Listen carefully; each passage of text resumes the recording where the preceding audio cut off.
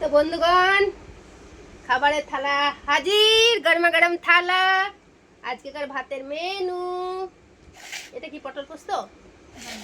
এবার সবজির নাম জানে না, ও বিলেত থেকে এসছে। এটা কি? আমার বিটির যখন ডিমের কারি থাকে বা ডিমের ঝোল থাকে তখন ওর মুখের অবস্থাটা কেরোসিন হয়ে যায়। মানে ও ডিমের পোস্ত বা ডিমের অমলেট ছাড়া কিছু খেতে চায় না, আর মাছ আর মাংস ছাড়া।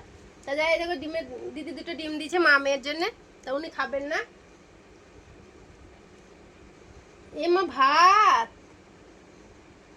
ই তখন ঠিকঠাকই ছিল, শক্ত কাঠ রে। তখন ঠিকঠাকই ছিল। ভাতটা ঠিক মতো নামা, ঠিক মতো ফ্যানও গালা হয়নি।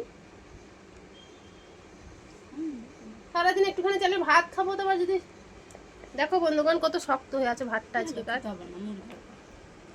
বললি বলছি মুড়ি খাও গা, শিখবেও না।